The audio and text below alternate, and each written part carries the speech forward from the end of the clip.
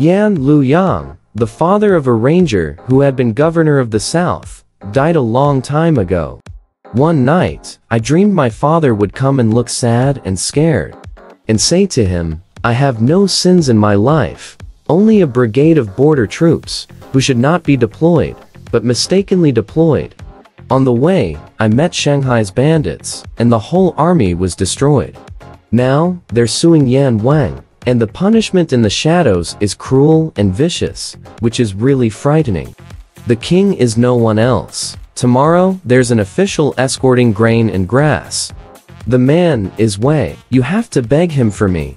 Don't forget. The Tor woke up, and it was weird, and I didn't believe it. I fell asleep again, and dreamed my father would come. Let him do what he said. I said, how can I ignore my father's devastation when he has a disaster, and can't keep it in mind? The more the Tor wakes up, the more it feels strange.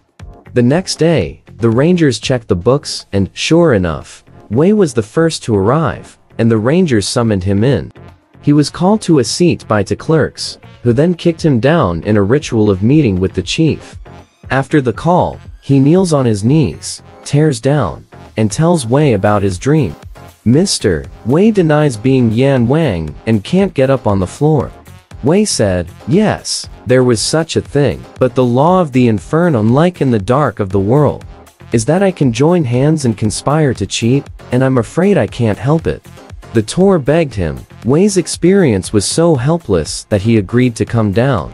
Patrolmen again asked for expeditious action. Wei went through a lot of planning and thought there was no quiet place to deal with it. Patrolmen pleaded for the guest house to be cleaned out for him to use. Only after Wei agreed did he get up from the ground. I also asked to follow up the trial. Wei disagreed, and he asked again and again, and he said, don't make a sound when you get there. The inferno is cruel, but it's different from people, and a cure is like death, but it's not death.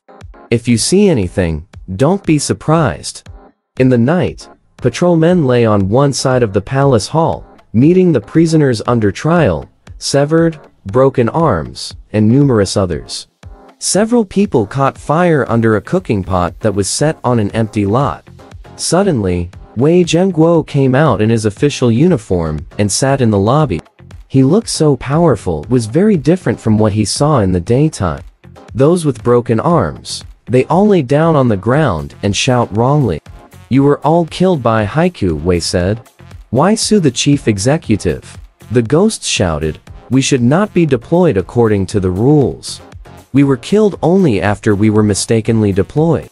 Who caused us such a disaster? Wei's experience was a relief for his father, who was on the patrol. All the ghosts yelled at me, and I got a mess. Wei called the pawn and said, you can put that official in the oil pan and blow it up a little. Yu Li should do it. Wei's experience seems to have been intended as a way to quell the grievances of the ghosts. There are two demons who have captured Patrolman's father and pierced the oil pan with sharp steel forks. Peering at the scene, my heart was shaken and painful, and I couldn't bear it, so I shouted out. For a moment, the courtroom was silent, and everything in front of it was gone. The Tor marveled and went back quietly.